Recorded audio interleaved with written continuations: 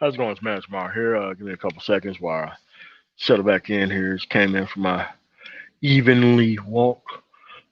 So give me a couple of minutes to settle in here so that way I can be able to get this started. Like one of the beats that I was playing, like, let me tell you how messed up some people are, even as a business person. Like one of the beats that I bought from BeatStars.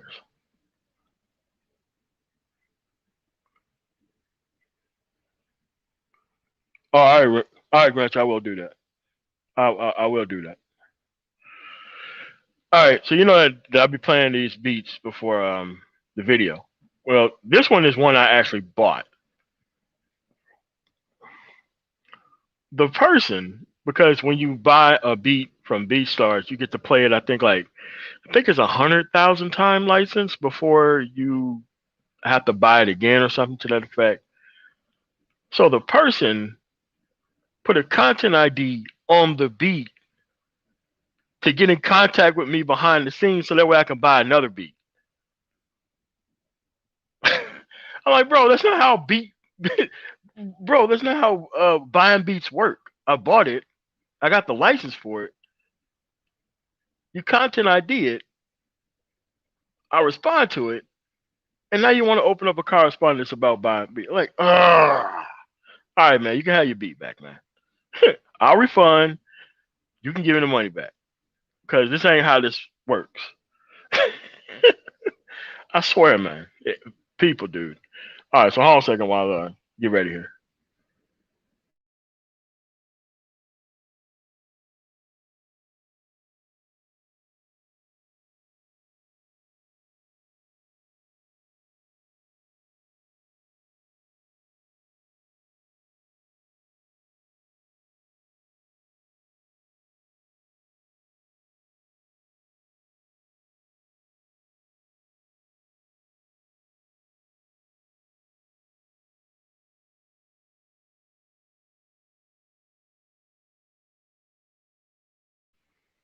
All right, we back. Oh, welcome everybody. It's Man Tomorrow here. This is the Father's Day special. Um, the one I did last year, I still got that one.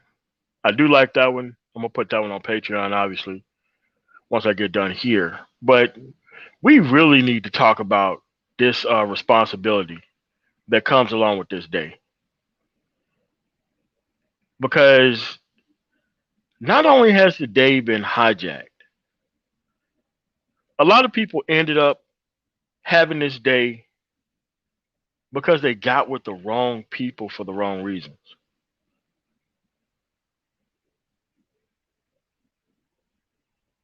And that's a really big problem.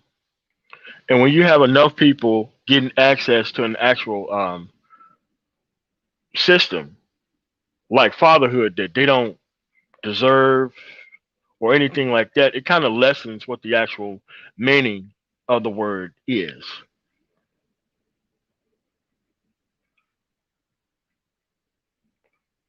So let me go back. Because at some point in time, you used to hear about it in this space a lot.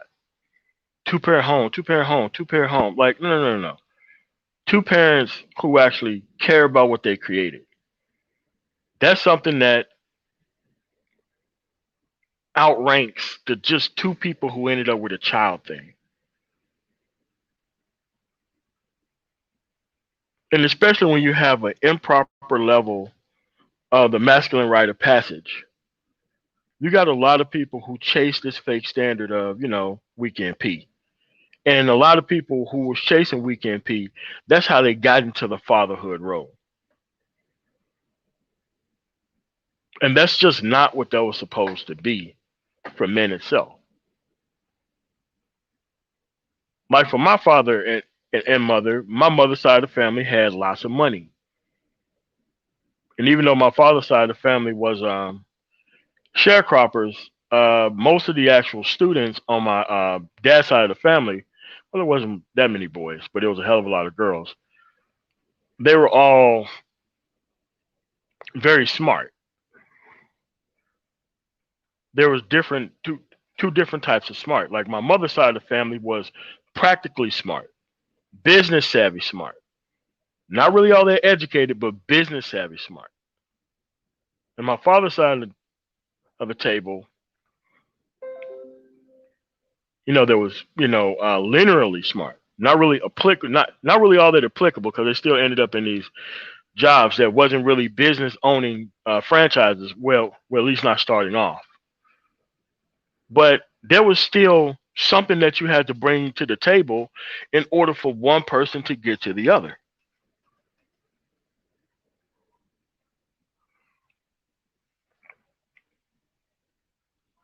And that was the actual standard in the area.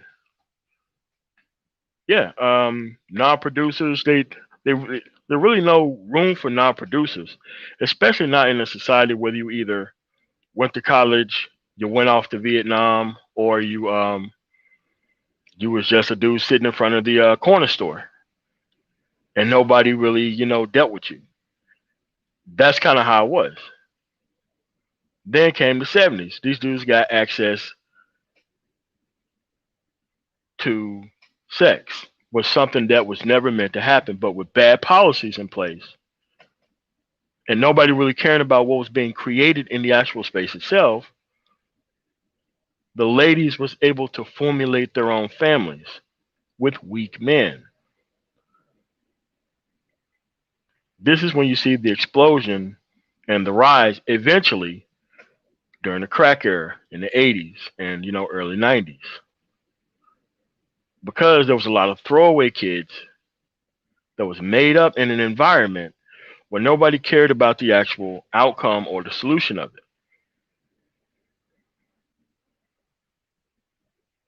And then those kids start practicing a level of masculinity that kind of mirrored the circumstances that their mother respected, rather than something that would be respected by the society in large and in whole by itself.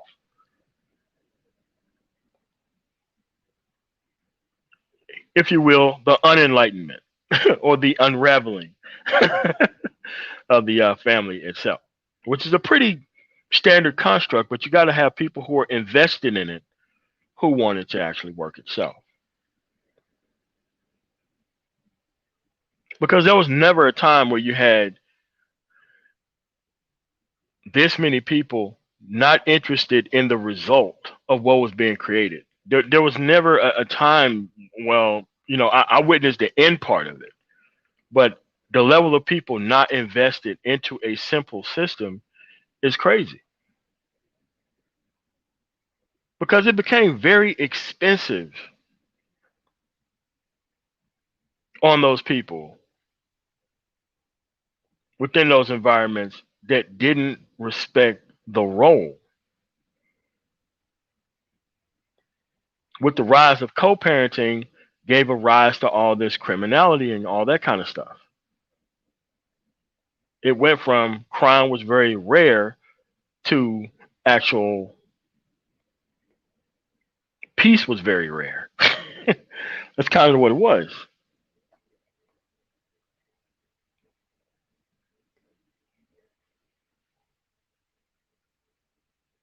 Yeah, I get what you're saying, straight shooter. So it's like, but then you still had a bad standard in place where the failures of the environment, who got access to quick money, because that was the standard back then, how much money you got and how quickly you got it. We know what they did was that they didn't do nothing with it except for try to get more money so that way they can show it off to more and more people. They never built anything with it. It isn't like the criminals of other societies that actually built the Las Vegas or built, on Cuba before they got ran up out of there back to the United States and built Las Vegas. So there was a standard there. And there was always a wall to where some people wouldn't go past. Oh, this stuff is bad, but we're going to do this stuff to these communities. We're not going to do this stuff specifically in our community. And this is what the actual standard of kind of it was led by a productive man and an actual feminine woman. And they were supposed to actually create children that were supposed to acclimate to the environment itself. And it turns out once you start breaking that down and that doesn't function very well, you're not going to get pretty much many societally literate people as a result. So it might be.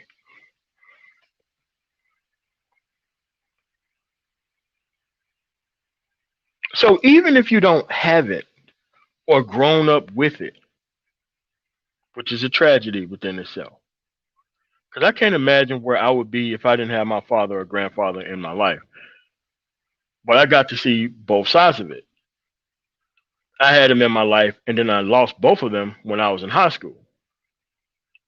So I knew what the actual standard of father was when we lived around the projects versus what the standard of fatherhood was when they was alive. I got to see both of those things. Now I didn't really grow up exclusively without the fatherhood component like my younger brothers, who turned out vastly different than everybody else in the family.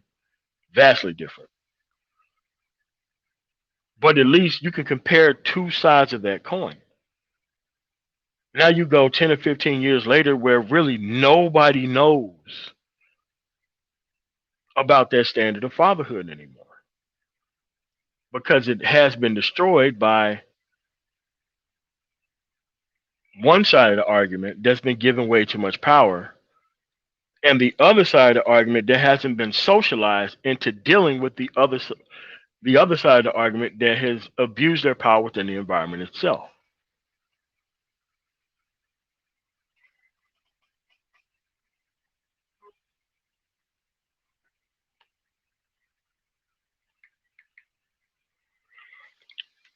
And this is why the history of things, you got to care about the history of things, man. Not so that way you can be informed about where you come from, which is good, and in some cases, which is bad. So that way you have a choice on where you want to end up at in the future, which is all good on one side of the aisle for yourself.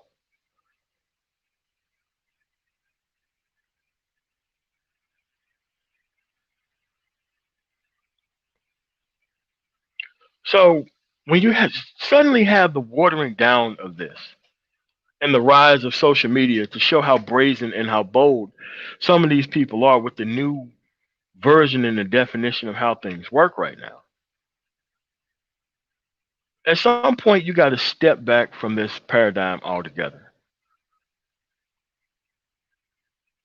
Because now you are at the point to where failed men are trying to help women win. Because we have this unbelievable production model of failure for most people that are cultured here within the environment itself. And now we have the failed men finishing school to where now you have to be told how to deal with the new level of woman within the environment. That's not fatherhood, man. I mean, it's baby daddyhood, but it's not fatherhood. I mean, you don't pass down things that are to be done within an environment from people you have no way of verifying. And it's not really demonstrable as well.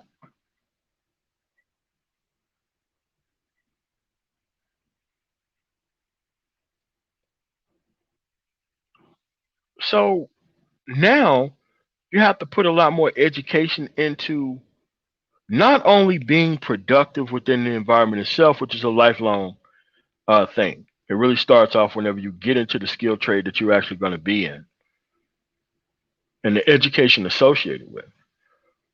Now you got to have a whole different level of education about the consequences that you're going to face by trying to venture out and try to be part of this institution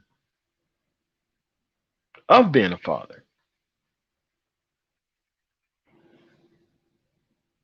Now, you have to have an unneeded level of education, even though I'm not directly involved with this, but I have to directly understand the results of it because the failure rate is so high.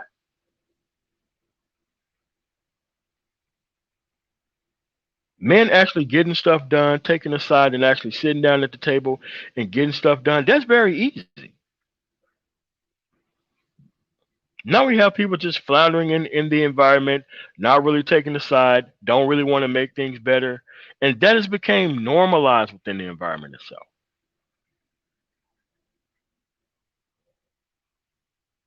Working towards something is something that's very easy. Evading responsibility was to be something that was very rarely seen. Now we have evading responsibility as a societal construct that you have to get past. Let's say that you have a kid who gets his critical faculties shut off because the mother don't care about hearing about things that don't really mean anything to her. Or if you got the wrong type of father, don't mean anything to him.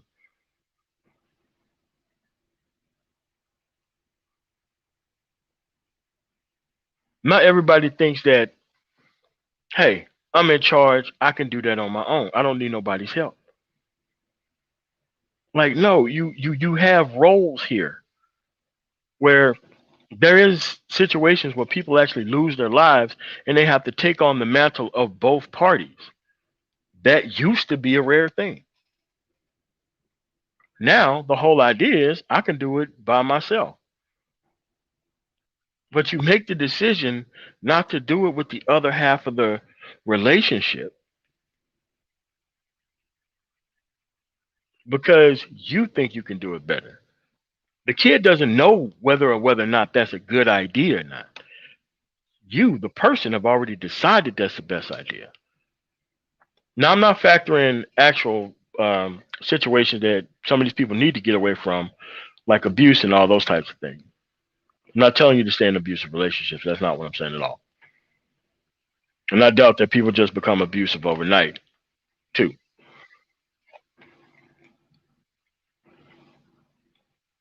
But you have to care about the environment, man. You have to care about it. Because maybe it isn't something that you're going to run across right now, but you can be a victim of it if it doesn't work right eventually.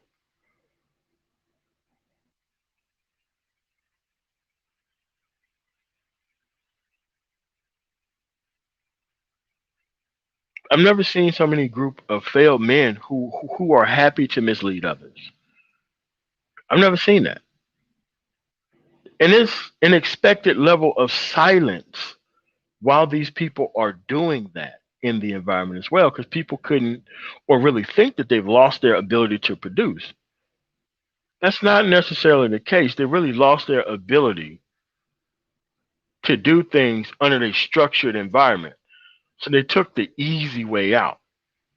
And that became the standard just so long as you could be successful at it or get eyeballs from it. That's kind of the new way that things are actually rolling here.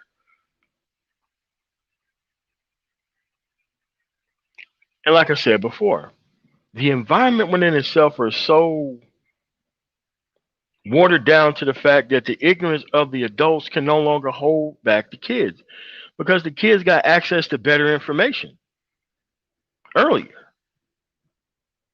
Some of these traps and things you can't run on kids anymore.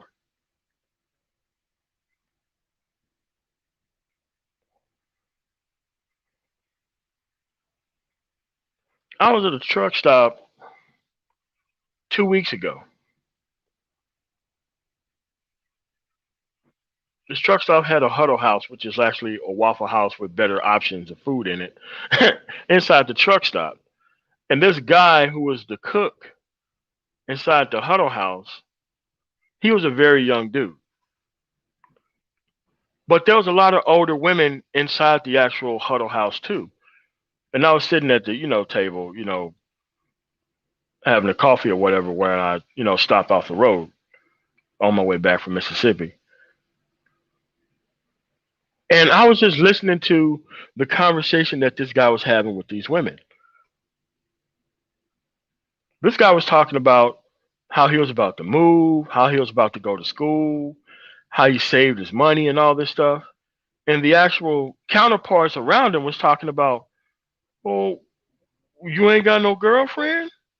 Like they were trying to introduce things in the way of this guy that had nothing to do with the path that he was on. He was a young dude. He was about to move out, go to school, focus on actual things, and you had the much older individuals who was trying to get off the market, trying to figure out, yeah, that sounds good for you, but where does our team fit into this? Yeah, where does the things that you can't handle fit into this and throw a monkey wrench into it? And I'm like, damn, this dude is 18, 19 years old, and these women are clearly in their 30s, and this dude already gets it. And he was like standing his ground and telling me, like, no, this is what I'm doing, and I don't need a girlfriend to like validate me and all this kind of stuff. I'm like, damn, this dude knows this. This dude has never heard of the manosphere. This dude has never heard of the red pill.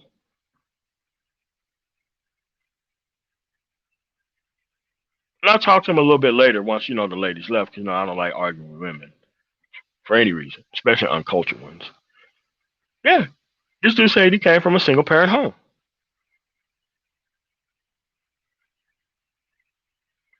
A single parent home where he's seen all these things happen, and it really wasn't him who helped figure it out. It was the other people around him that helped him figure it out. And he was dead set on making sure that I'm not going to go through this, because when it's my time to lead, I'm not going to go through this. That person came to that conclusion of not repeating bad things within an environment without a father figure even being there. And he was have to pretty much face his mother figure who raised him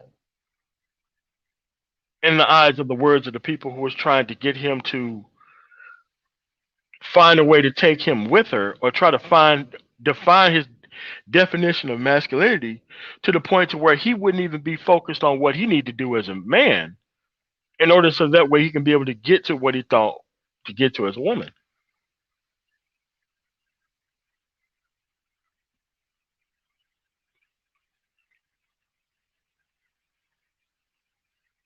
And this ain't a rare thing, man. It's a hell of a lot more happening earlier than a lot of people don't want to give credit to.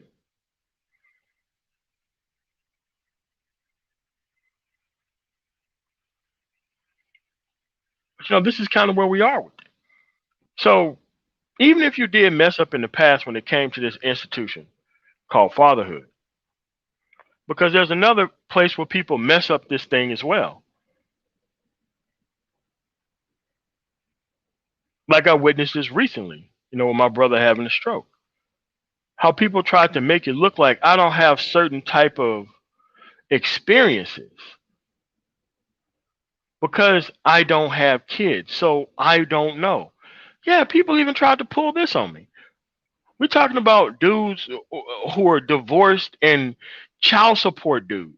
Like first ballot Hall of Fame child support dudes trying to tell me, since I don't have the specific ability of having a kid in a situation that I shouldn't, I cannot be qualified to deal with this particular instance appropriately. You got that level of masculinity going on, who try to have people, whether they have enough experience or they lack the type of experience to net them an uncultured woman, that somehow you're less than human being within the environment itself because you haven't been chosen for consequences by somebody within the environment itself, so you're less of a person. Now, most of these people got to the actual institution of fatherhood the wrong way. They got to the institution of fatherhood because they chased the wrong standard. And that wrong standard that they chased, they are still paying for beyond the one or two times or the weekend that they had with the counterpart within the environment itself. So trust me,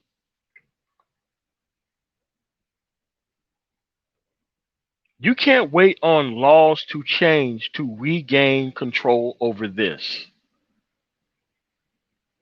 It got damaged and destroyed on a household by household basis. It got damaged and destroyed by lack of discipline. It got damaged and destroyed by individuals who didn't care about the outcome. And it's going to have to be regained on a per household basis. That's where we're at right now. We can't worry about groups of people. I mean, we don't even have enough successful men and actual well-adjusted women to go around because everybody think that they're married to this great person until they realize them superpowers when they actually need it.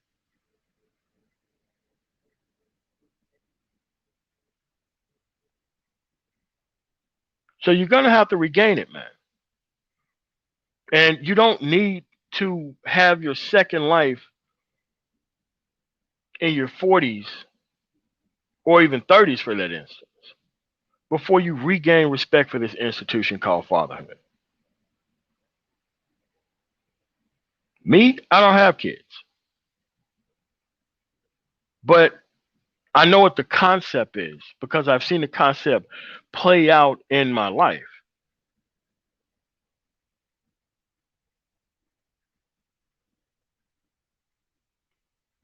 I'm not a failure because none of the counterparts were prepared for what I have to offer. The environment failed. And I'm not supposed to make the environment a success on a one to one basis by getting me an uncultured individual that ain't going to do nothing but try to drain my pockets. That's something that has to be told to men nowadays. Because a lot of people think that they're going to use their productive years to solve other people's problems who are way older than them.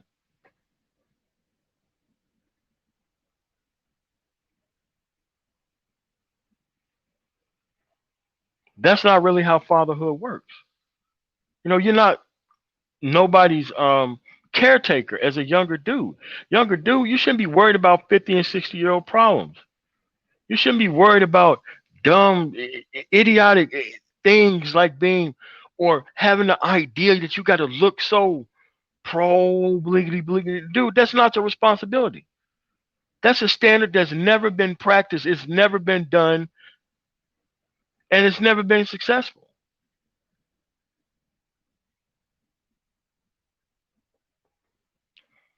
So you at your own point right now, you're gonna have to do a hell of a lot more research before you start acting.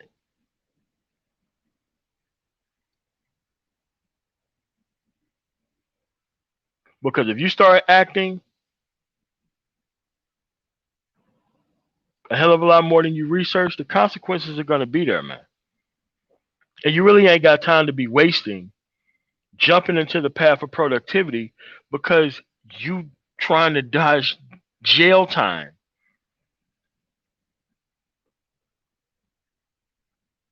There's a lot of people right now just not starting to experience the life that they should have experienced in their 20s by having a kid too early. So their introduction to fatherhood has been a painful introduction.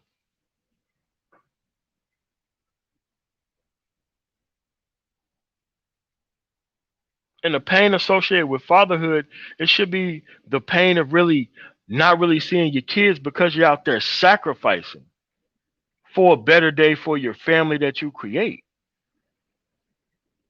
The pain shouldn't be so much associated with the simple fact that every time you look at your check, a piece of it is gone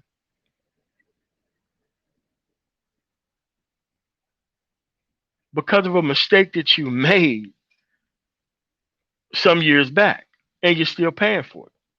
Not only that, the result of your mistake, you're not even allowed to have that much input into how the child's raised,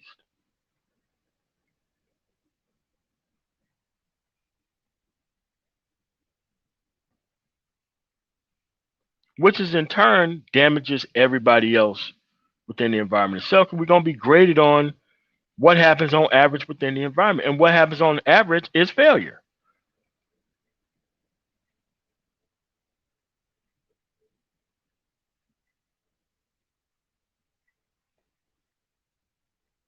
But see, you got to realize, man, that you have total control over this thing. This is why people want to socialize you out of options in the first beginning. Because if they socialize you out of options, or that way you don't have any choice, they become the top of the food chain, handing down information.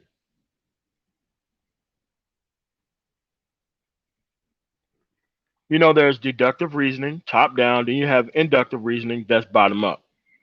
But in this scenario right here, in an environment this broken, you have the forces of deductive ignorance versus the actual forces of inductive choice.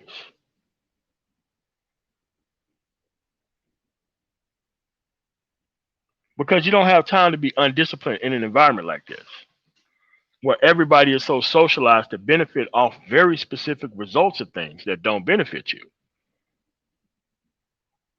And the only thing they got to do is hold out and wait for the perfect opportunity to put themselves in the right position and have you show up and do all the work.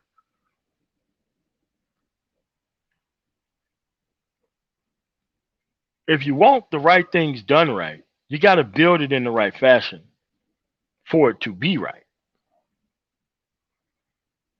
And you can't let people stunt and actually lie to you about how great things are when they don't even exhibit the standard themselves, but they are hell bent off telling you what the standard is, which is also pretty normal within this environment too. Because the actual environment itself can only be sustained by masculine failure. The environment itself can only be sustained by masculine failure.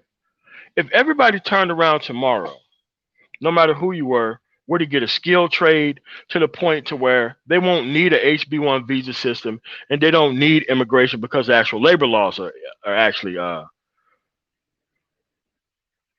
better because everybody understands what's at stake and they participate. More productive men will actually get rid of the new level of productivity which is seen within the environment now, which is, being a black male Karen. I think my Mike V came up with that. Going viral by doing stupid things or saying stupid ass stuff.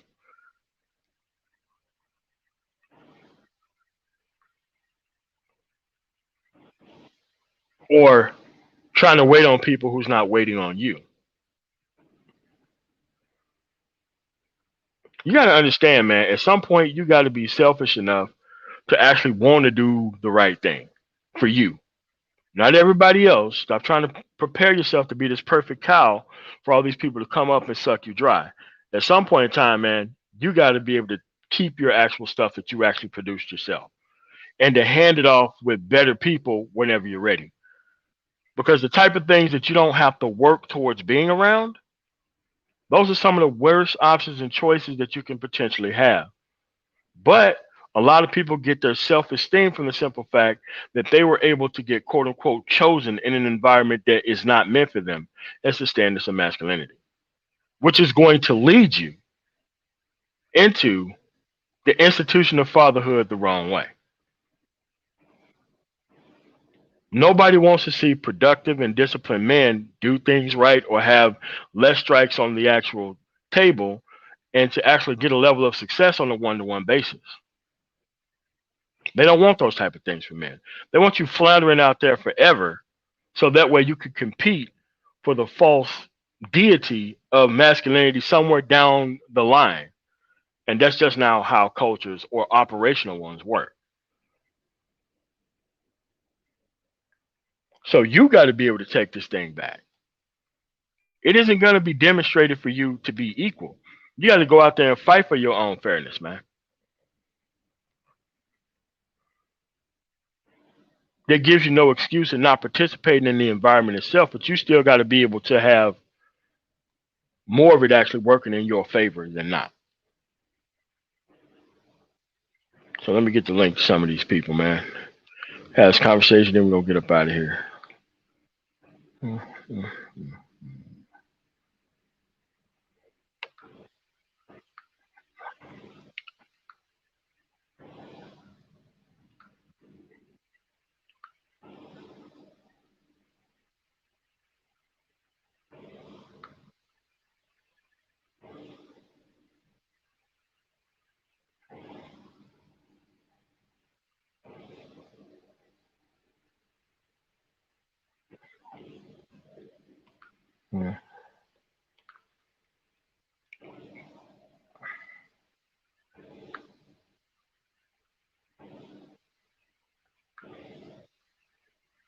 Yeah, I sent the link, Mike B, Nagone,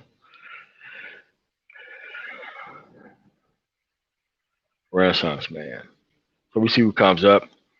We're going to talk about this standard, this actual art form of being able to actually pass some things down. We're going to have, Lawrence Guy. Hold on a second.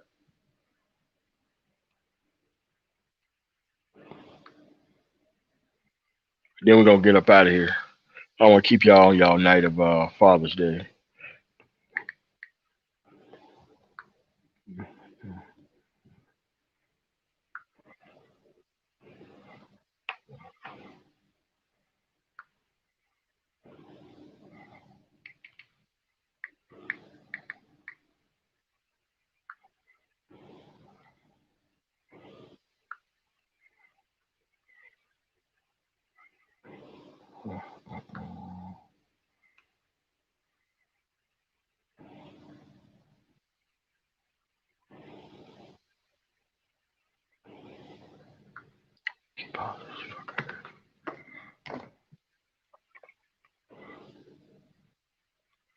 All right, we're going to wait a minute until they come on here.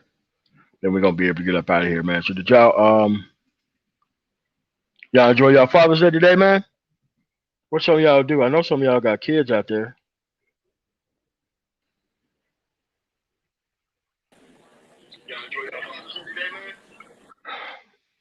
Nigga, what's going on, man?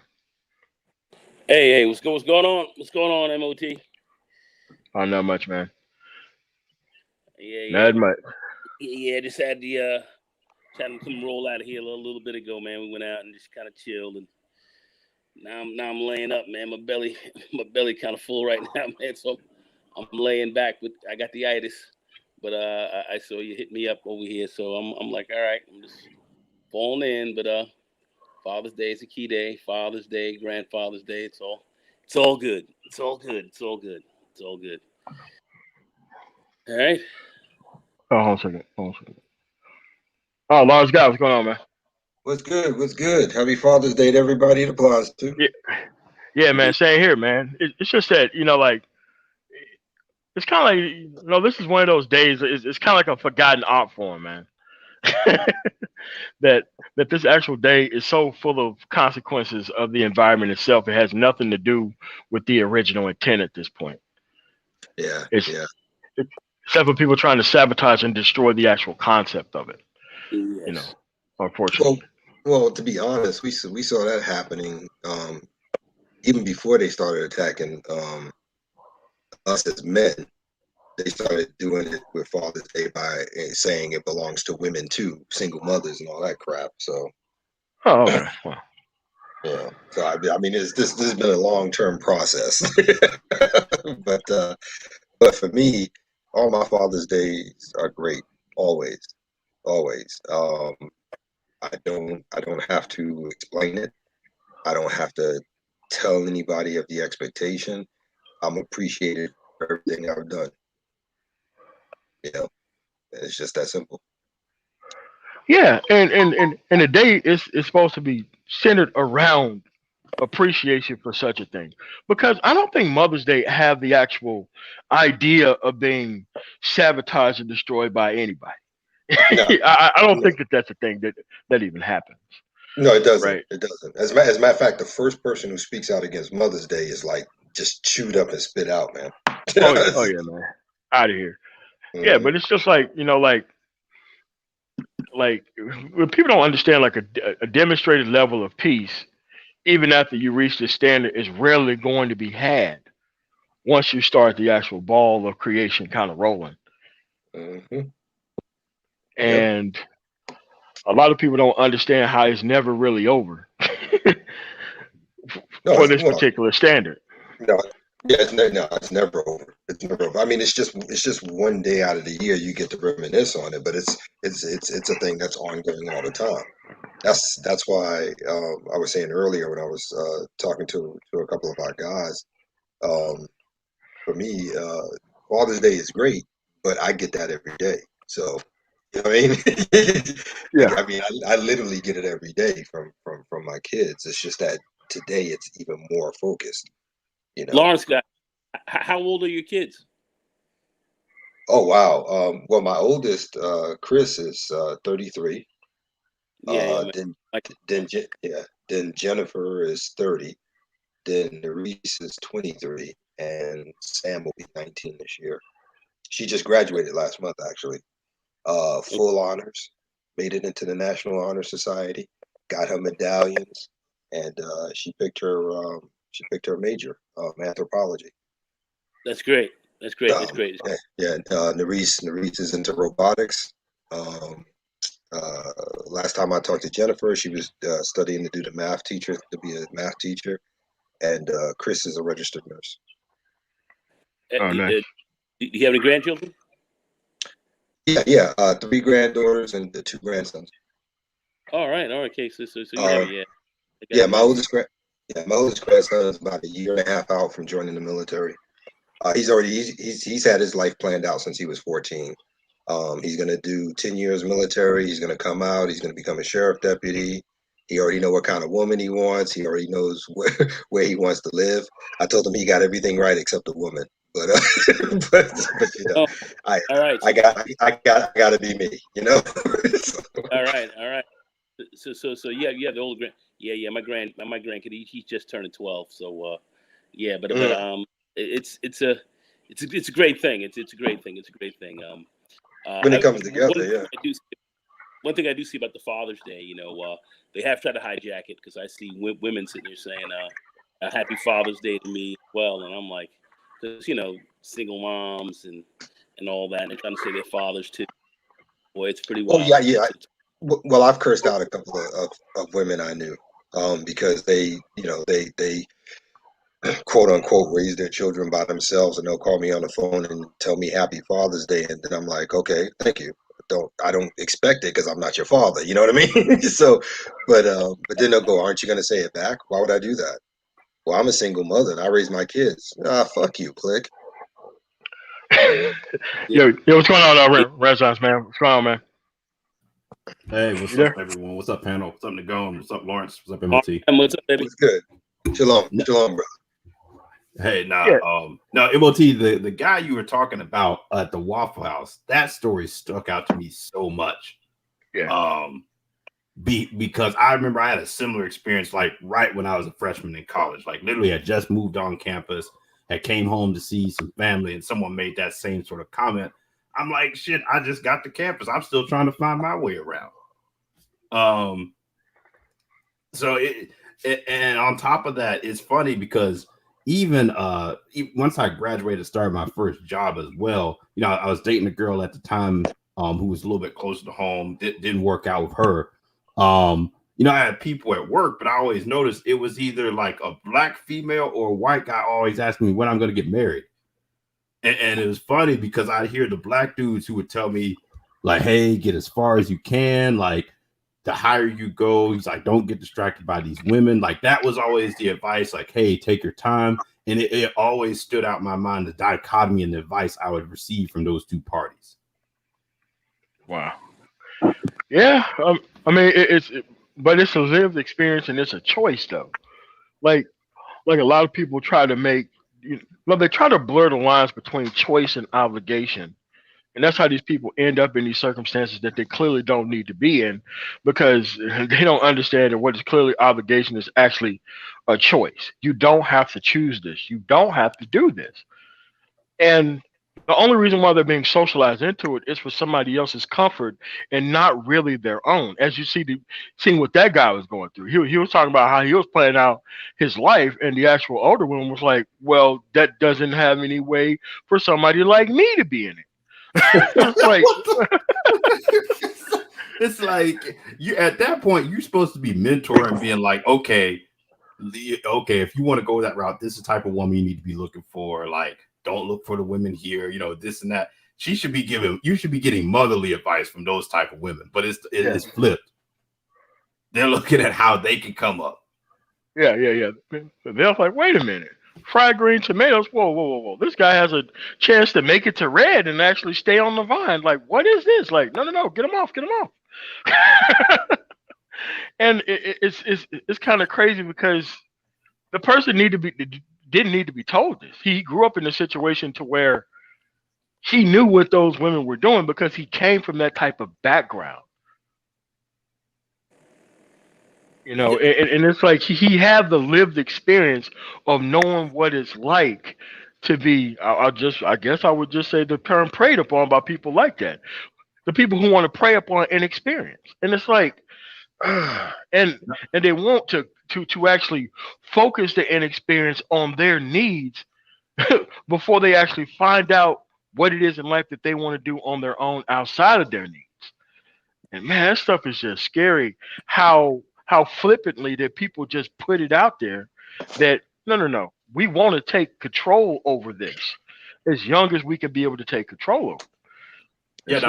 That's crazy. Like you said, you can't even figure out what your goals, accomplishments, what you want to do with your life. You don't even give those men time to sort that out. It's sort of like, okay, come take me and serve me. And it's kind of like, like you said, you don't even, you just socialized into it. And I think the good thing is, with the internet, people can see so many lifestyles out there just by jumping on YouTube and seeing, oh, this is available. Oh, this person was able to do this. And then, oh, he got a Patreon, or, he's giving advice on his YouTube channel on, hey, this is how I got to, 6 figures and I'm out living this versus, 10, 20 years ago, you were kind of stuck with whatever you saw around you and who you knew in your media network.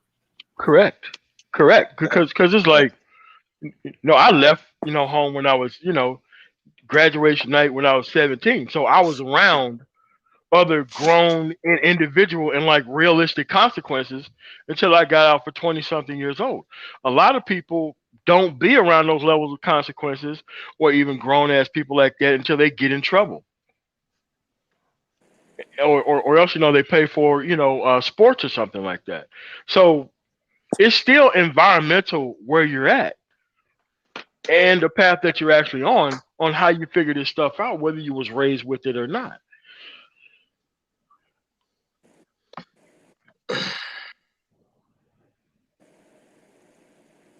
Yeah. Yeah. I wish I could. I wish I could have a count. Well, I don't wish I could have a counter, but there's no counter to that because But the thing I know is like, is it just a Southern thing though, MOT? It just seems like it's more pronounced and maybe it's because like I said, I lived in the South and I, recently moved a little bit further north, but that seemed like it was a very Southern thing. What's that? Just putting the whole emphasis on like, because South people get married young, all of that. It just seems like it's more pronounced in the sense of, hey, okay, you're 18, you need to go find this woman, link up, and go do this, and go, be her caretaker, not like go out, explore the world, figure out what you want to do. Yeah, because no one actually really explored the world like that, not in the South. You probably got a job and knows what you was going to be able to do forever. That's kind of what it was until you actually left town or went to college. Like most people go to college and then they come right back, get a mundane job. They don't even explore, period. Like most people don't leave the area. Most people kind of stay within the area. I think that's all over the country, though. But But that's generally because they doing the checklist thing. They're doing what they think they're supposed to do, and they're just checking the list. Get high school diploma, get a job, or go to college.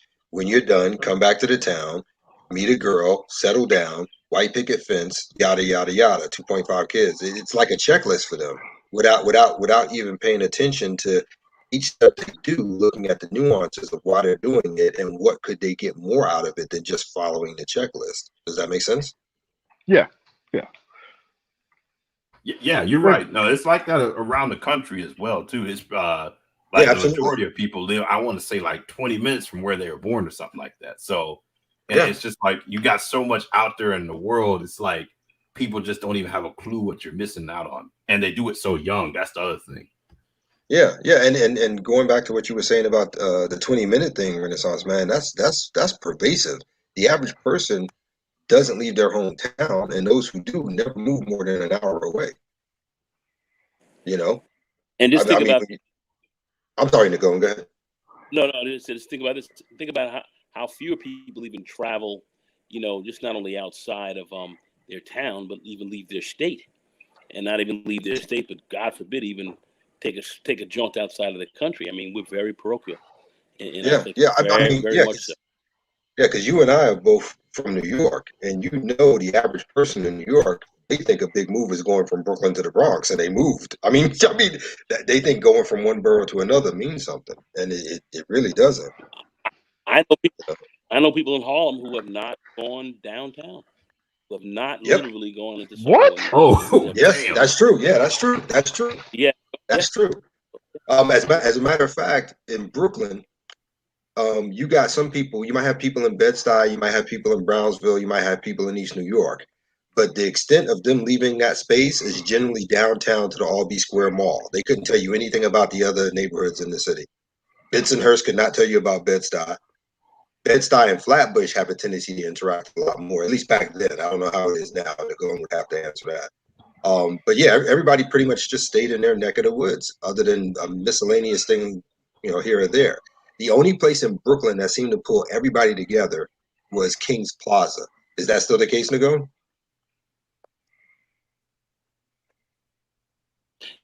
Yeah, I mean, I would agree with you a lot, but there are a lot of kids that I know who haven't traveled even that far. So I mean, it's kind of frightening when you sit down and Oh, and, and wow. encounter some of these people. It's kind of frightening. So Yeah, No, uh, that's just crazy. That how local. yeah. But if it wasn't for King's Plaza Go or ahead. Albee Square Mall, yeah, if it wasn't for King's Plaza or Albee Square Mall, the different neighborhoods of Brooklyn, you never know. You'd never know because everybody pretty much Unbelievable. sticks in their space. Huh. Man, this no, is worse in the South. no, that's what I thought. Like when I thought New York City, I thought because of all the immigrants, people would just be, motivated to, explore and move around at least the city. Very, Uh, very, very, very few. Because you got to understand the average New Yorker's day is getting up in the morning. Like if you live in Brooklyn, you get up in the morning, you get dressed, you catch the A train, the C train, the F train, whatever train it is for you, and you go into Manhattan. When you go into Manhattan, you're only going to your office where you work, right? You spend all your day in that immediate area, whether it be restaurants, going outside for a smoke break. The day's over, you get right back on those same trains and go back to Brooklyn. That is the end all be all. The best you might get, the very best you might get, is a few people who might like hanging out down in the village in Manhattan on West 4th Street. And if it's not that, it's 42nd Street. So I mean, like, and again, Nagone's there more recently than I've been because I haven't been there in like almost 20 years. But that's how it was when I left, and These are I left in facts. yeah, I left in 2004. So, but that's generally what it was. And as a matter of fact, it used to be a lot more black people who hung out on 42nd Street until Giuliani came in and cleaned it up and turned it into what it looks like now.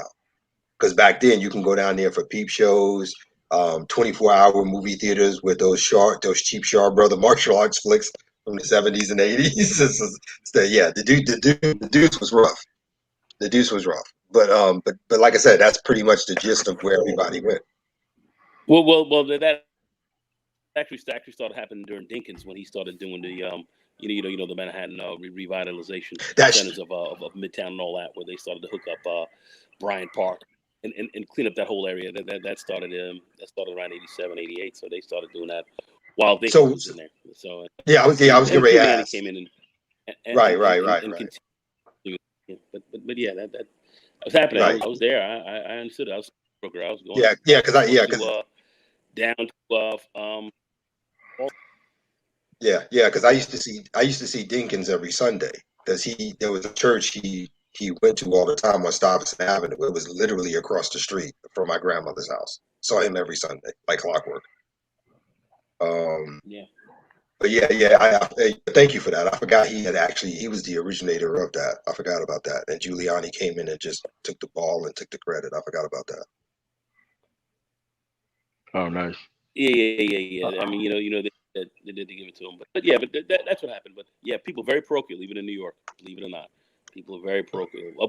Uptown, downtown, they have folks who have never gone really downtown. Kids in Harlem, never been to Soho, never been down to down by the pier and stuff. Never been down there. Unbelievable.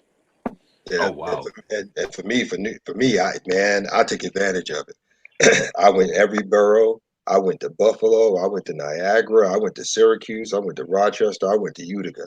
I mean, you got to know where you live, man. I But mean, I mean, is that do you all associate that with, going back to the topic we're talking about, Father's Day? Do you associate that with sort of the lack of father and manhood presence in the Black community, just because of I that do. tends to be a more masculine thing of men wanting to go and explore I and do. Yeah, and I do. challenge their environment, essentially? Yeah, absolutely. Yeah, absolutely. I do because see Yeah, without a doubt. that's the power of a father. A father puts you in a position where you challenge things, where you go out and you try new things. The nature of a mother is generally to caretake for the child and make sure the child grows up healthy and strong enough physically to be able to do the stuff that the father is going to have to train the kid for. Truth be told, the mother should be done with the kid by the time that kid's 7 or 8 years old, as far as I'm concerned. After that, the father takes over, male or female, it doesn't matter. Because with the male, he's going to have to teach this boy not to be afraid to go out and challenge things and try things and go places. And it's important for the girl because, again, like the saying goes, whatever she's going to end up looking for in a man is going to be based on the first role model she has, and that's going to be that father. As a matter of fact, that's one of the things I give credit to my grandmother for telling me when I had my first daughter, where she told me, and she made it abundantly clear. She said, I don't care what goes on, I don't care what happens. You must understand this. Every morning you get up and you look in that mirror, you have to be satisfied with what's looking back at you, because everything you see is what they're going to be looking for in a man when they go out. She made that abundantly clear to Yeah, no, that I mean that's great advice, and like I said, yeah, that makes a world of difference. Because I was when MOT was giving the talk earlier about men planting legacy. I think so many men in our community don't realize really how much power you have. I mean, you talked about these tactics, MOT, basically sitting down, creating a journal and really just writing out what you want and planning it, and Correct. literally we're at the point right now in society with the access to technology and things where if you can write it out and plan it and stick to it, there's a good chance you can achieve it, especially if you got the right network and resources in place. And I think a That's it. lot of men just don't understand the power that they really have to just build a world that they want for them and their family. And that's Correct. and that's why my daughters can do what they do, because that's what I taught them, having a journal. If you can think it, you can write it down, you can make it happen. And I'm telling you, each one of my kids have multiple journals that they've had over their lifetime. I know because I bought them. I paid for them. These are things that, again, whether the child is a boy or a girl is irrelevant. This is really, bottom line, a father's job. This is what he does. This is our purpose. Our our purpose is to build sufficient, capable human beings to send out in the world. That's our function. And they can argue about it all they want to. They can diminish it all they want to. But one thing that they cannot do is deny it. They can ridicule it, they can challenge it, they can try and sidestep it, but it cannot be denied. That is our function. Yeah. It's just that a lot of people have lost the art of the planning and execution thing. A lot of people have kind of replaced that with the floundering and waiting on the opportunity thing. And that doesn't work. I mean, you can move. I mean, down there, you're stuck. But like one tax return, you can move to another area and do different things and go after different types of training and all that kind of stuff. And a lot of people have kind of lost that kind of art because they're looking for comfort. Men was never supposed to be looking for comfort like that. I understand how women look for comfort, but that's been replaced and kind of put on the burden of an actual dude himself. And then like a lot of these dudes turn around and treat their kids how their actual women treat men who don't produce. They pick what don't produce and then actually expect what they pick to turn into something that they don't have the skill set of even giving them. And I'm like, hold on a second. You got to be responsible for the choices that you make out here. Like a lot of these things may seem mundane, but a lot of these things are just lost art forms. And that's what happens when you have such a lack of respect for the actual term and the actual practicality of fatherhood. Well, if I could be so bold, I would challenge one thing in what you said. I don't believe it's a fact that they've forgotten. I believe it's a fact that they threw it away purposely. Oh yeah. Because in my mind, the two things that created the bulk of this is going to be the current rate of society and who's running it, and churches. Because those two things were always the two mechanisms you needed to keep people in line, whether it was shaming them back into frame or whatever have you may. But as soon as the church started making allowances for people to behave like that and still be members of the church, and when society rewards that kind of behavior, it went straight to hell. It went straight Correct. to hell. So to me, I don't think it's a thing of they forgotten. I think they willingly threw it away because it gives them, especially with the church, when you start doing the whole rub the magic genie thing, making prayers and all this, it gives them absolution from responsibility. It's just that simple. Yeah, I mean, no, they sold them own self indulgences, for lack of a better term. Yeah, yeah, Yeah.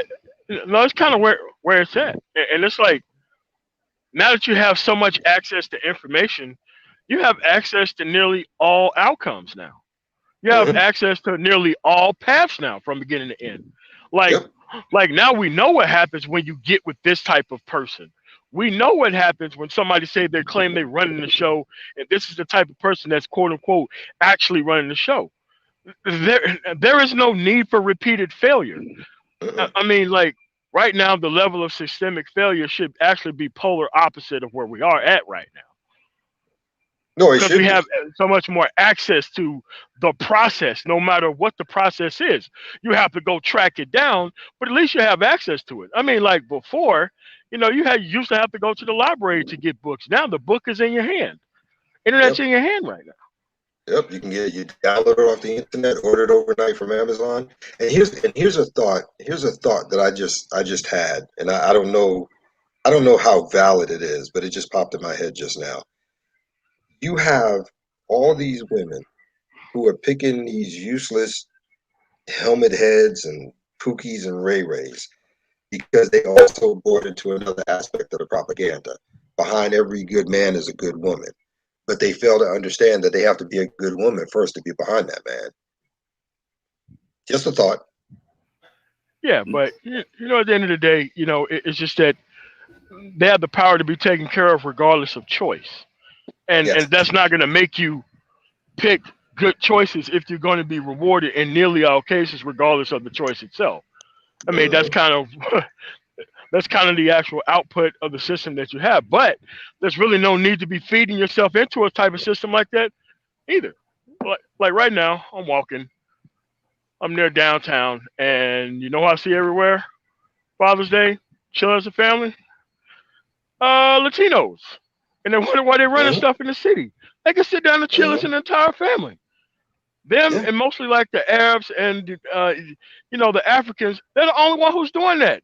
You really don't see whites and blacks really chilling out there like a family like that. You don't even see that anywhere. Nowhere in the city. Nope. Nearly nowhere in the city. No, Unless you go to like Boulder or something like that. no, Yeah. I was gonna say too, Lawrence, when you said the quote about behind every great man is a great woman. That's a fallacy. Anytime anytime I hear that quote, I've always seen it come from someone who's almost trying to like undermine the man. Like Absolutely. like when Absolutely. like when Obama got elected, I saw lots of black women post that. And I Hmm. was like, what are y'all trying to say here? Like, are y'all trying to discredit this man somehow? Because that I never took it as like some sort of compliment. It's a replacement for the woman's anthem from the 1970s about I can bring home the bacon and I can fry it up too. It's just a replacement for that. That's Yeah. all it is. Well, actually, Renaissance man, you're not wrong No, you're because they not. was trying to make it look like, well, he wouldn't be a Barack Obama without Michelle. And I'm like, I think you can still pass the Harvard Law Review without a woman. Like, like, come on, man. Like, the dude was pretty smart. He wasn't a dumb guy. He just picked well, and it worked out for him. Yeah. you know, and it wasn't the fact that, yeah. So I can see that. And again, the people who were posting it were not happily married, well-adjusted people. It was all the people who was like, yeah, it's because of the woman too. I made Those yep. type of people. Yep. I made that same analogy with a conversation I was having earlier with a couple of the guys. It always fascinates me that the ones who complain the most are the ones who've never had a track record of even being in a relationship to know how it's supposed to work. That always fascinates me. Always. You know, Yeah. what's the phrase? A fool is someone who speaks most about what they've studied the least, and yet remains profoundly ignorant in both. So it Yeah. was something along those lines. Yeah. Oh my God, dude! Like, what's that like the Helmet Creed? I used to drop that on a lot of brothers back in Brooklyn. They would just stand there, mouth open, because there's no comeback for that. Yeah, Um, none. What's going on, yeah. Doc Phoenix? Yeah, go ahead. Man. Yeah, it's just that, dude. It's too easy to be informed on things. It's like next week I'm trying to find a way of going through this critical race theory thing, and how profoundly stupid people are about something that's so basic and simple to understand if you understand American history, and how people are going out of their way to misunderstand basic principles about what it's about, and the type of stuff that comes out of their mouth is just insane. And these people are like going viral all over the place for just being, and these are not dumb people, these are smart people doing this stuff. Like, wow, this is crazy. Mhm. No, I was gonna say too, Lawrence. You were you were saying you've seen women essentially saying, it's their day too, or they've been the man and this and that. And I one used, thing I that used, I, I used to. I want to make sure that's past tense because I hang up on them. They don't even call me anymore. Oh yeah, yeah, yeah. Nah, but one thing that I never realized, growing up with a father is when, like, most of the people that I knew, they were divorced. And honestly, I don't think I've only had very minimal interactions with individuals who would tell you they don't know who their father is. But when I have, it kind of hit me when I really thought about it, in the sense of that's like a part of your identity that's missing as a man. It's a Yeah, large part of it. And it when I is. hear women say that, I'm like, do they really understand, at least from a They male standpoint, they how don't. much that shapes a man and his They don't. identity and They no. They all of don't. those things? They don't because see my birth father died when I was a year and a half old. My mother made no conscious effort to keep me in contact with his brother and the rest of the family. I didn't find them until I was about 42, 43 years old. Okay, and I'm 54 now. So me knowing that side of the family has only been about a decade, 11 years tops, right? Yeah. So when I find them and I talk to them about my father, they're telling me things that don't match up with all the stuff my mother was telling me. So when I call my mother and I challenge her on it, she won't pick up the phone. I'm leaving messages. And to this day, she still won't talk to me about it. Because this is the nature of women, you know. As a matter of fact, I went through it twice because the same thing happened with my two oldest daughters. My first wife took them and just vanished. I didn't know where they were. I mean, I saw them once at 16 and 13, and the next Oh time I wow. seen them, the next time I saw them, they were grown ass people with children. Oh wow. This is the nature of women, and I remember too because the first time I talked to my oldest daughter, for some reason, and I don't know what it was, but her mother showed up at the house because they live across the street from each other. Showed up at the house, was listening to her conversation, and realized she was talking to me for the first time in almost 2 decades, right? And she started chain smoking and pacing back and forth, pacing back and forth. She's like, Oh mom's yeah. here. Mom's here. I gotta go. Why do you have to go? Well, she seems to be getting upset about me talking to you. Well, fuck her. Are you Yeah. serious? That's my mother, and I'm your father. Yeah, but there's no buts to it. I'm entitled to talk to you, especially considering all the years that have gone by that you haven't been able to talk to me. I said, and you can tell your mother that she's a piece of shit because you've been looking for me since you was 16, 17 years old, and she knew where I was, and she wouldn't tell you, you know. And that went back and forth for a minute in the whole 9 yards. And that's the point I'm trying to make. Women will do anything humanly possible to ensure that they always come off looking like the good guy. The father's always the bad guy. And even when they're caught in their lies, they'll do nothing but double and triple down on this shit. Because everything that those kids, and I was on background on the phone listening, everything that one of those kids was saying to her, she had an excuse for every fucking thing. Oh, And always. I said, I'm not even gonna argue with your mother. I'll put it to you this way: you come here to me in Florida, I will pay for the trip. I will get you nice places for you guys to chill and stay for a week. And I will let you go through the 3 file cabinets I have of all the paperwork going all the way back to 1997. Now, your mother's word versus actual court documents. I'll let you decide which one you want to believe. And they took me up on it and came here too. Yeah. They came. And But the point I'm trying to make. The point I'm trying to make is the same thing I've been saying for a couple of months now, for at least since like last November. This is done. They've already established what we are to them, how little we mean to them, how little they value who we are. There is no more debate or topic of conversation to have about how do we make them come to the table. There's no debate, there's no conversation to be had about how do oh we work no. with them. Oh There no. is there is no longer anything to work with. From this point forward, any man who wants to put himself in that position to deal with those type of people, he made that choice himself, and he's going to have to deal and live with the consequences. Because as MOT said, with all the information out here online, whether it be YouTube, Discord, Facebook, Twitter, whatever social media you want, the information's out there. If you choose to ignore it, that's on you.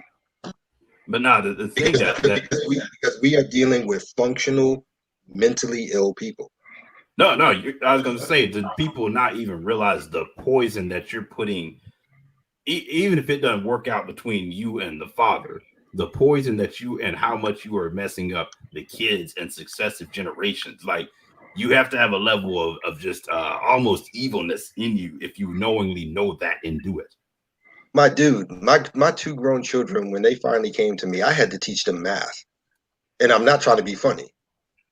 Because when they sit in my living room and they look at me, well, the story mom gave us is that you abandoned us to go and start another and you left us for another family. So I looked at him. I said, "How is that possible?" Well, what do you mean? You are aware that between you and your sister and your two younger sister, there's a decade gap in between. So how could I leave you for a family that didn't fucking exist until 10 years later? Break that down for me. This is and this is what I'm saying. This is the shit they'll keep putting into a kid's head over and over and over again. And when you get to a kid who's in their late 20s, early 30s, you're talking about some hardcore deprogramming you have to go through. Oh yeah. I mean, even to this day, and I've said this before on other streams, I don't talk to them anymore because they come in here with the bullshit that they've learned from growing up with their mother, and I don't reward that fucking behavior. Their younger sisters looked at them and told them, no, our dad, no, you don't want to do that. They warned them. And I remember I was sitting right there in the kitchen. And the Reese looked at them, nope, not here. Well, I'm telling you to do it because I'm the oldest. And the Reese looked at her and shrugged her shoulders and walked in the other fucking room. This is what you have to deal with. This is what, and they don't understand. They don't understand that when it's all said and done, the only true victim is the fucking child. Correct. And what they're doing here is they're purposefully leaving holes within your programming to fill it with with their version of things. Exactly. Yeah, exactly. They're purposefully doing that. Like I run into dudes who are like in their 40s, but if you really talk to them, they still have a mind of like a 17 or 18-year-old dude who really ain't got that type of psychological development of even being around men. And it's like when you got people who are not used to order or respect or any of that type of other stuff, they come off as this. I forgot who said it. I think it was Aegon. But how much the cool idiot within Black America, the cool uninformed idiot, is such a mainstay in every single household here within Black America. Like that's the level and the standard of masculinity now. Is the cool idiot, or I'm just functional enough to be, a comedian, a bad one, by the way. But no, I feel like America in general pushes that archetype on Black men. Like that's what we bought into kind of for not everyone, but collectively for the past like 30, 40 years is, like you said, being the comedian or the dumb idiot. Seeking knowledge and doing things that are going to put you forward. That has been discouraged not only by the dominant society, but our culture as well. That's still a choice, though. It's still a choice, though. Yeah. It's a choice. I'm just saying, there are lots of art. It's you see that archetype pushed. You definitely do. Like it is a choice, but it just blows the mind how much it is pushed by people too. Yeah. I can see that. Yeah, Dr. Phoenix said it. The average Black man enjoys being the class clown. That's true. Yeah. Exactly. That's true. Shucking and jiving. That's all they want to do. Yeah, because like in several places within the space, you see these panel hoppers who come on and just firebomb any collective conversation that talks about progress in order to drag the conversation back toward collective ignorance and not really moving anywhere. And it's on purpose, right? Where the dumbest man shall speak the loudest and shall lead us to nowhere. No, that's kind of where it's at. And it's like these people really didn't have that type of mainstay 10, 20 years ago. They didn't. No, they didn't. They didn't. Yeah, well, the advent of the internet has allowed them to spread their disease. Yeah, it's kind of like you have like this like the stupid unenlightenment for I guess lack of a better term, or the absolute ignorance movement. Mm-hmm. Just like somebody said, somebody asked me a week or so ago. Well, I hear everything you're saying, and then they tried to do the reverse thing on me that we do with them, where so I hear you talk about the problem. So what's the solution? I was like, you really want to hear the solution? Like, yeah. I said, you're not going to understand it because you don't do Shakespeare. And he's like, what's that supposed to mean? And I said, cry havoc and let slip the dogs of war. He just stood there looking at me. And he looked at the female he was with, and she looked at him. I think he's saying, kill everybody. I said, close enough. Close enough. Let it burn. Yeah, Let it burn. yeah, for real. Just cry havoc and let slip the dogs of war. Because I promise you, there'll be more of us left than there will be you when it's all said and done. Of this, I promise. Because you people sat around your neighborhood doing nothing but creating genetically faulted fucking children. The rest of us went out and learned skills. Most of us military. Those skills generally have a tendency to do with killing. So it's not looking good for you. Yeah, it's just that like where we're at. It's such. This stuff is going to ramp down pretty fast because the level of sheer number of baby making power is being shut off by all different types of people because people are just generally not as thirsty and as dumb as they used to be because there's so many consequences out there that's on full display, by the way, Yep. that people actually see. And going back to what we said earlier, there's so many rewards out there as well too that people can see. Yeah, Like on like the opposite end of that. like I said before, man, and I'll say it again. The ultimate reward is peace. yes. That's the ultimate. That's the ultimate Yes. reward. The ultimate reward is peace. And if I have to go to war to get it, got no problem with that. I got no problem with it. I don't. You know, like I said before, I got no problem being in my little mountain habitat, having a couple of you guys around with some cigars and cognac, looking down into the village, watching it burn. Like, damn, did you see how high he jumped from that fire? That's funny. I got no problem with that. But I got no problem with that. But that's what I see. You know what? But that's when I like someone was saying, people were talking about urban areas and what needs to be done in these neighborhoods, and I was like, you can just tell by how a lot of these places operate that there's a lack of masculinity. Because, like you said, men's goal is peace and structure and order, and that's literally the antithesis of the urban neighborhood is right now is chaos. But see, here's the funny. It's pure chaos. But here's the funny thing about it. It's so pervasive. It extends past just fatherhood, because it used to be back in the day. If your father wasn't around, you had a grandfather or an uncle who would kind of like fill the void to the best of his ability. They're not even doing that no more. No. I mean, the uncles are in on the same fuckery. Now they just, instead of fools, they old fools now. I mean, that's it. Oh, fools. But like here's something am I wrong? No, like here's another thing that I'm seeing right now. All right, so you have like the older generation who took no stuff. These dudes are like in their 80s and they have like their ain't nothing kids around and they're just disrespecting. I'm like, man, that dude don't play that stuff, man. Like I know what that dude did 20 years ago. He's just passively just going along with it. I'm like, wow, this is nuts. Everybody sitting around letting their kids just play mumble rap and just act a fool. I'm like, man, these people never did this stuff 20 years ago, and they just gave up. Yeah, I don't allow that. No, seriously, I don't allow that in my presence. Because like I know there was like one Veterans Day. You know how restaurants like will let veterans eat free and stuff like that. Yeah. In honor of them. And we had Carlos and I went out together, and I can't remember the restaurant. I want to say Carrabba's. I can't remember, but we were eating together, just hanging out because we don't really get to hang out that much. So we're hanging out, and there's a old World War II vet sitting with his wife. Okay, and just like all soldiers do, he won't sit with his back to an open door.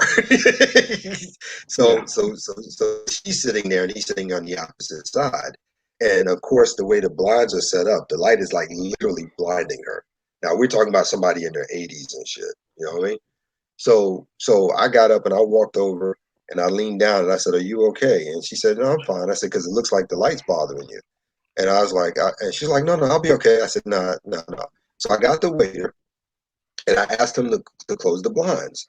And he looked at me and he looked at her and I said, "No, it's for her because it's in her face." And he looked at me and he said, and in a very nasty tone, "I'll get it when I'm ready." "Oh, for real, dude? Okay, cool." So he walked away. I climbed up over the booth. Actually, I had people get out of the booth, climbed over the booth, closed the blinds myself, came back. He got the manager. Manager came back. What's going on? Yeah, yo, your boy wouldn't take care of these people, man. Because that's something that we got taught as men. You protect the defenseless, and you take care of your elders. You know what I mean? Especially elders who serviced this country or did for you to have the opportunity to be the asshole you just were. Yeah, no, that's You in see, general. you see what I'm saying? And Yeah, I've had moments when dudes are walking down the block, old people walking down the blocks, dudes are standing there cursing, keep cursing, like, yo, do you not see them? So what? So what? So what you saying, man? What the fuck I got to do anything? You curse one more time, and watch what I do to you. At least be courteous enough to wait for them to walk past. I'm not asking you to give up your life, man. I'm just asking you for 30 fucking seconds. 30 seconds. Just be courteous enough to let them get past. You can go back to whatever you're doing afterwards. But come on, man. And then they try to get stupid. I said, right. So you want to talk like that, but I bet you if it was your mama, you'd be ready to fight, wouldn't you? And it don't make no sense to me. Don't make no sense to me. You got an older man with his older woman, and they just trying to walk through the area, and you will be disrespectful. But you want somebody to treat your hoe of a mother properly. Come on now, man. Get the fuck out of here. I can't do Yeah, it. I cannot do it. yeah, yeah. But you need to understand that most of these people who practice this type of stuff, they they don't exist around a culture of immediate correction and immediate consequences for actions. They kind of been socialized into the chaos of letting insane stuff happen for the disrespect of disrespect's sake. It's Mm-hmm. nuts, and it's like, no, we didn't have that. It was like if you didn't pay somebody, nobody else did business with you. You didn't get several opportunities to keep doing the same thing or keep interacting within the same lesson over and over again. No man, the way it used to be, the first time you was in school, you was out. If you come into it, you know how many interviews I got just because of the way I dressed? well, you're breaking up a little bit, Like, Lawrence. Yeah, yeah. I'm sorry. I said, Yeah, Lars, you're do breaking up a you? little bit. Is that better? You're still breaking up on my end. Still breaking up. Now I can't hear anything. Yeah, I can't Anybody either. there? Yeah, I'm here. Oh, okay. Yeah, he was breaking up. He's Borgin. Okay. Snuggles, $5 super chat. Isn't the problem that you all serve the a-holes they are not supposed to be? Isn't that? Hold on a second. Let me try to.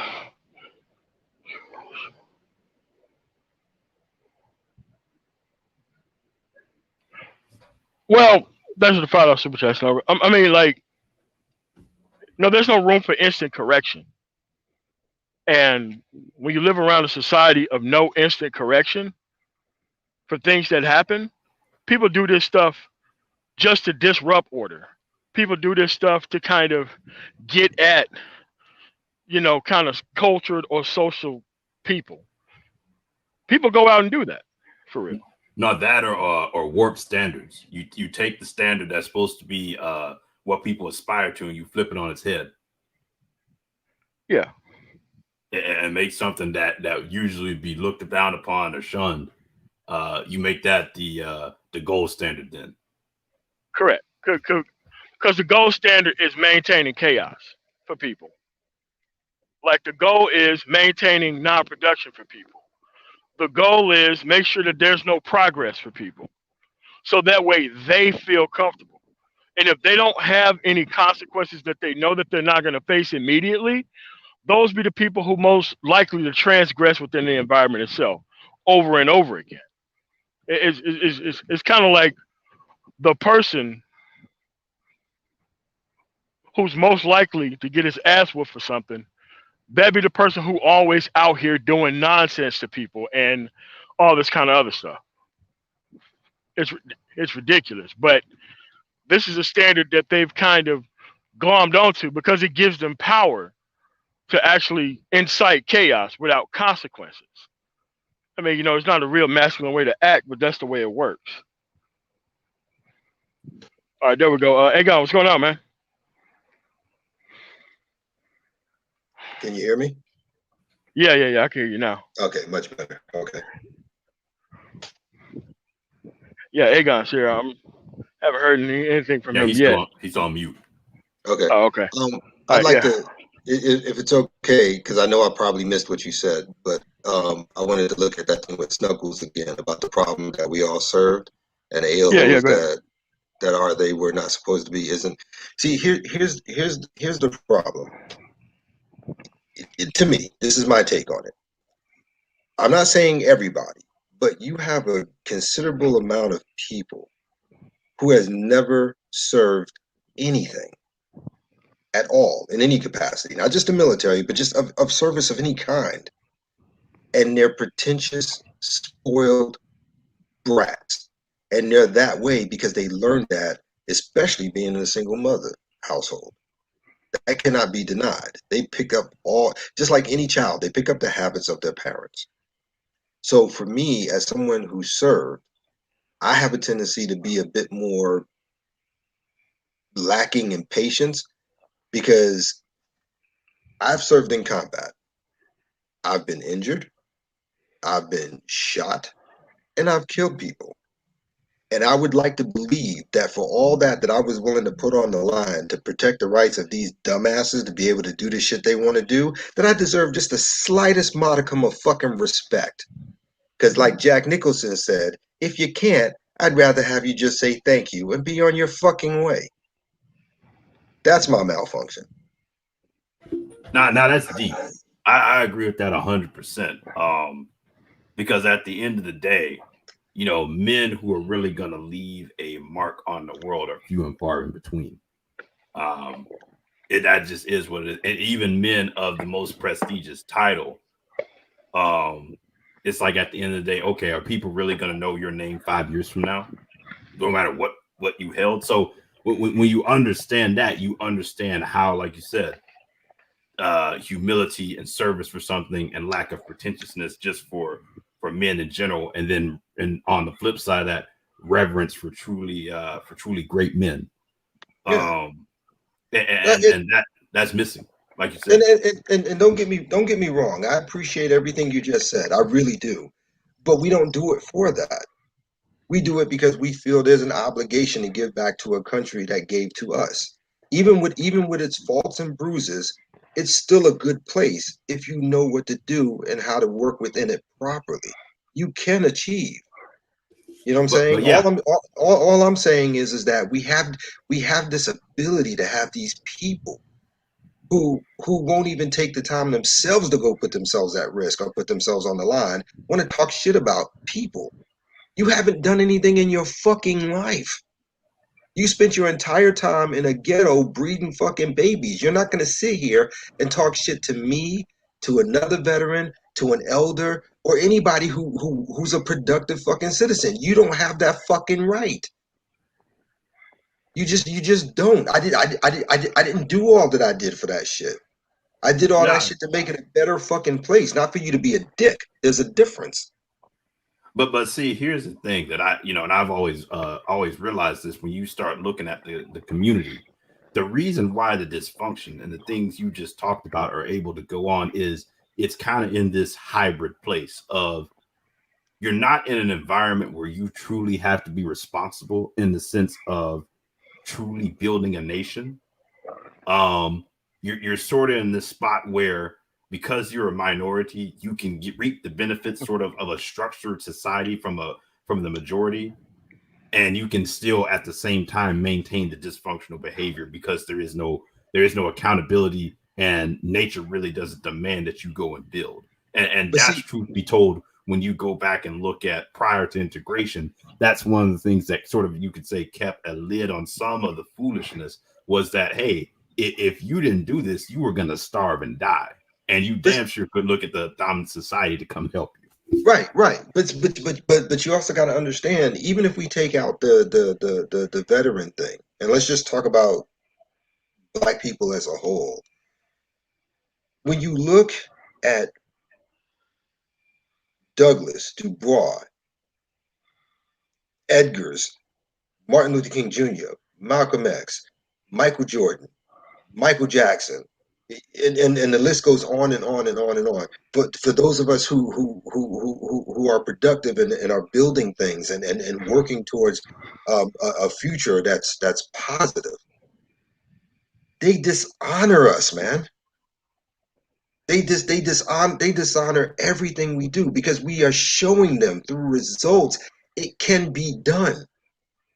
Just like before us, it was done by others before us. It can be done. I'm not saying it's easy. And truth be told, it's not supposed to be. But the level of disrespect and the dishonor that are shown to us when they know full well that without us, your entire fucking system will fall. It's come on, man. Nah, You could tie that to America and black men as a whole, in my opinion. Well, I mean, when you start, yeah, I agree. I agree. with- But just narrowing it down yeah, yeah. for black people, do you understand? Do you understand all the brothers throughout our history who put their lives on the line to try and make it a little bit better for us, for each generation that came after, assassinations, etc., and so on. You know what I'm saying? I'm not trying to get all political in Black history, but I'm just making a point. No, For all that, you're for, making a. for yeah, for all that they put on the line, and you're telling me this is the best we can show for it? Nah, that's bullshit, man. That's No, bullshit. I agree 1,000%. And you know what? The reason part of it is a lot of these guys we're talking about can barely read. So when you start asking the expectation to even know some of those people you just mentioned and know what they did, that's not even there. That element is missing. Yeah. And don't get me Which is wrong, crazy. I'm not saying they were the greatest people. They had their faults too. But damn, at least they put it on the line. And like you said, they made it just a little bit better. Yeah. And that's how it's supposed to be as a productive people. Not just an individual, but a productive person, as a productive group of people. You're supposed to make it better, not necessarily easier, but better for the next group that comes after you. You're supposed to. That's part of building a cohesive, properly run society that has standards and procedures and policies and just a general concept of the well-being and the knowledge of knowing that as a group our power is unlimited. And I will say what you're speaking on, that is the true embodiment of what a black conservative is. I know I am a What you just conservative. walked, yeah, no, I know you are. What you just walked down, as far as history and making things better and knowing those that came before and understanding respect for all of that embodies conservatism, at least from a black perspective. And Well, that's in contrast to what we hear of talking points about craziness and women and all this other stuff. oh, During you this talking about race. the hood conservatives and all that Yeah, nonsense. yeah. Yeah. I don't. Yeah. See, here's what's most important to a true conservative. Okay, and if anybody disagrees with me, feel free to challenge. But this is my take on it. A true conservative will only work with productive people. And they will Yes. only work with productive people who have results to show they are productive. Anything other than that doesn't mean shit to us because we don't care if you're black, we don't care if you're white. To be quite frank, we don't care what gender you are either. All we care about is can you affect our bottom line in a positive way. Anything other than that is background noise. It doesn't mean shit to us. And the only way you can make sure that we get those is if we got people who have policies in place, who have procedures in place, and who has standards. And they understand that when they walk into my office to look for me to give them a job, they best be damn prepared to fulfill everything that I've laid out that way. That is a conservative. We don't care about all that other shit. We don't. I want green. I don't give a fuck about any other color but green. I don't. I don't. And if you can help me get that and you can do it in a positive way, oh, you can ride with me in my car. I got no problem with that. Yep. But when you take the productivity out, when you take the lack of investment out, when you take the the lack of respect out, what do you have? You don't have anything. And this is why Yep. things don't work overall because there's no structure. I mean, structure and standards kind of go hand in hand. Yep. and chaos, and not really being invested in the future, and not really giving a damn about policies and procedures that also go hand in hand. That is correct. That is correct. Because the vast majority of people that I have work for me are generally independent contractors. And I'm telling you, if I line them up and bring them on the show, they will tell you they're never gonna leave my side. They're never gonna leave my side.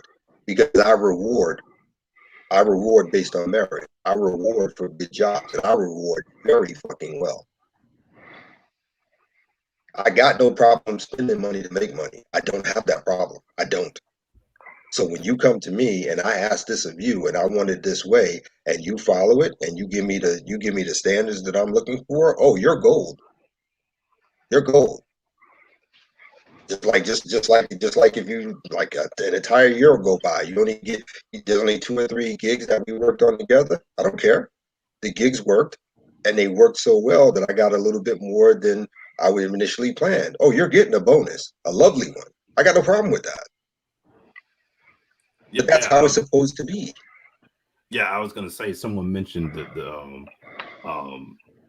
structure, and I can't remember what panel was on I was listening to, but someone basically said, when you start talking about freedom, it's kind of a catch-22 in the sense of if you fully embrace freedom and just take it at face value, then it actually just leads to chaos without any standards. And that's what a lot of people don't really get is that, okay, I get freedom, but it's not just freedom where I'm just going to keep true freedom like that.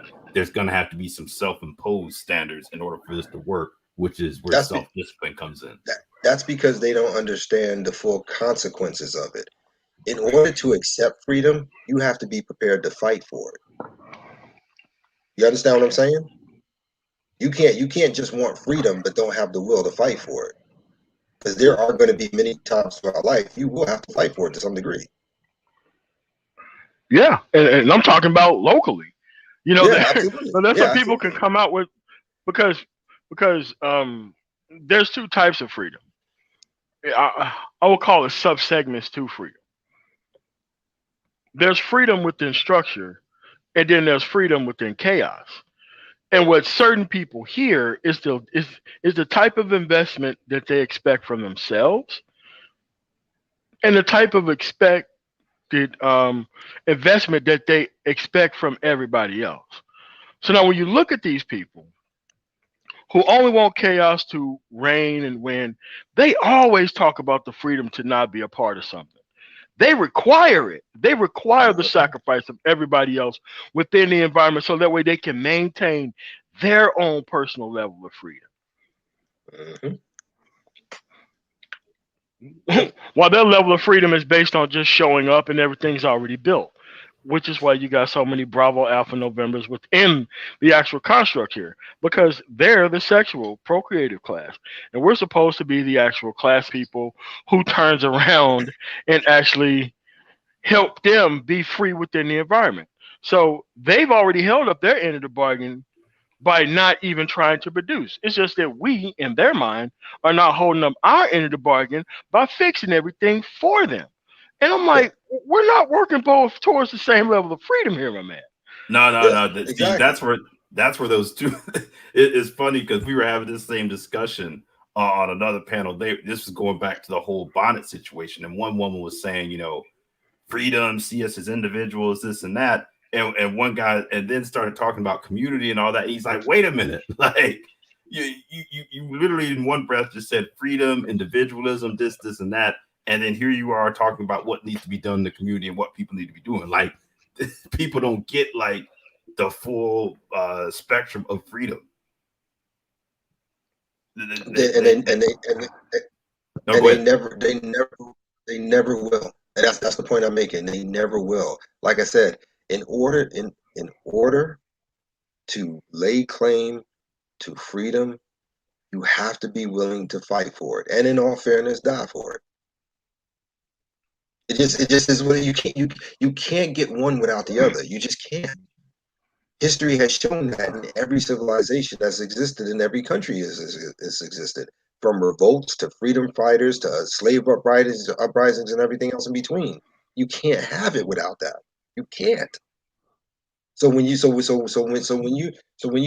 24 years old, and you're standing in front of me talking all this big shit about freedom and equality and all this other dumb shit. You haven't even finished wiping the fucking milk from your mouth from your mama's tit to be talking to me about anything. You haven't even lived fucking life to have that conversation.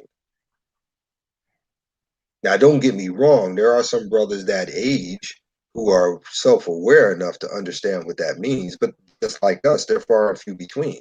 The vast majority we run in are these fuckheads. These fuckheads. It is what it is.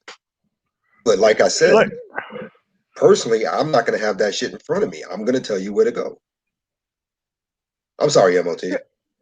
yeah, but here's the other thing that people don't get, and this is why you should travel and go other places. Maybe the order that you actually are around ain't the best type of order for your situation and where you're trying to go. Like I Mm-hmm. thought, what was freedom and actual investment here, which is actual non-investment, living in Mississippi, and then I went to Germany and everything worked. I'm like, so Mm-hmm. when I was there as a school resource officer, because I was still young, I'm like, wait a minute, you got one school? Where the black schools at? Because where I came from, I'm like, okay, this is shit is too nice for everybody. Where's our shit at? And people looked at me with like shock, horror, and like disgust. Why? Why would you say that? I'm like, because it's true.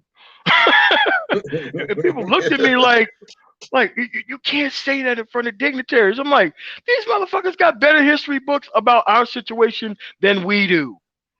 Yes, What are sir. you talking about? Yes, sir. That is Yeah, correct.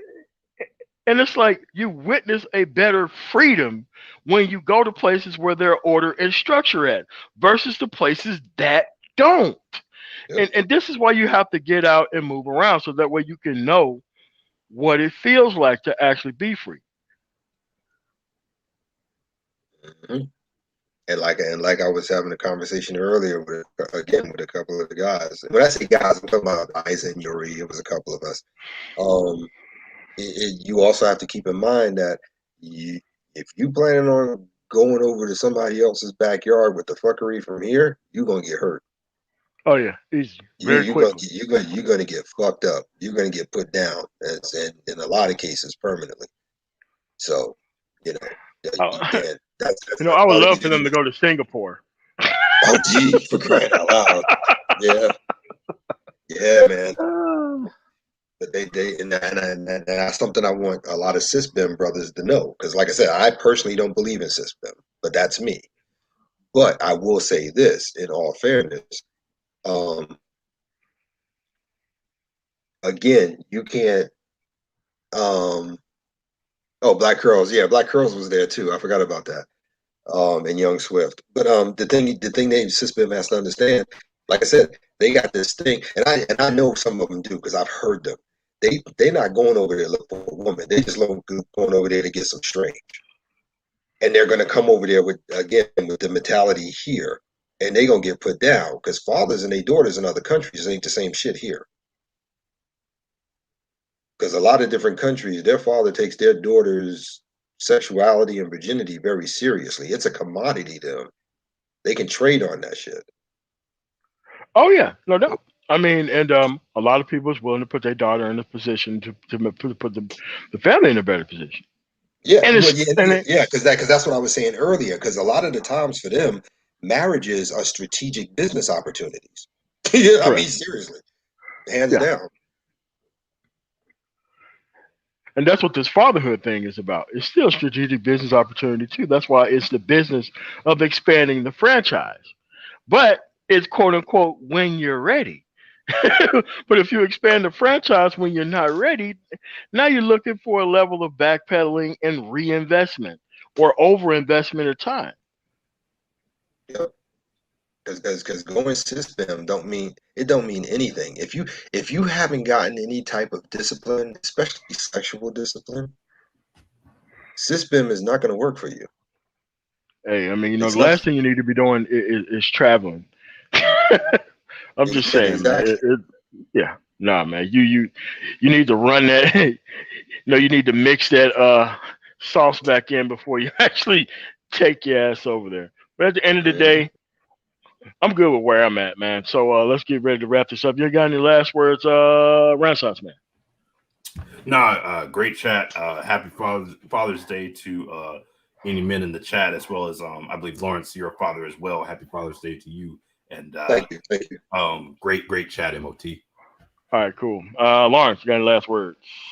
I enjoyed this as always. Thanks for having me, and as I always say, hashtag men first. Yeah, it's you don't understand that you don't get the benefits of order through chaos. You don't.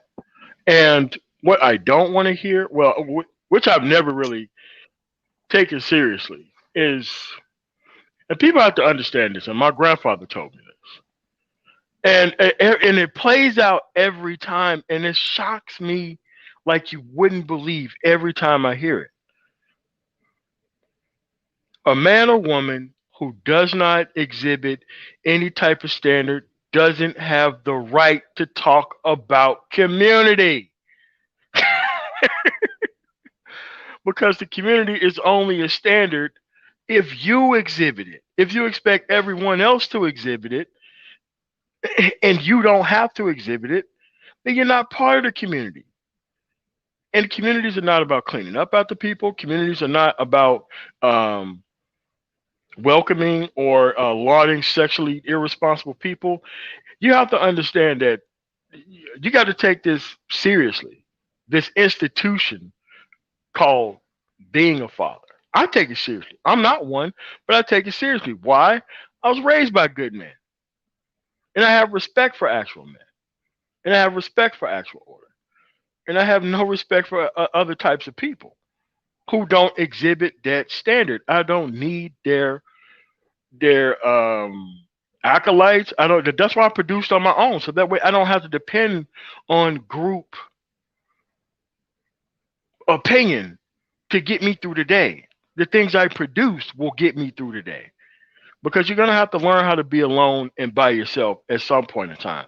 You better learn how to do it now before you attach yourself to something and you become a father when you're definitely not ready and you definitely are not trying to move yourself forward in any way, shape, form, or fashion. So with that said, I want to thank everybody for coming through. Make sure you like the video upon getting up out of here. You guys have a really nice day. Peace.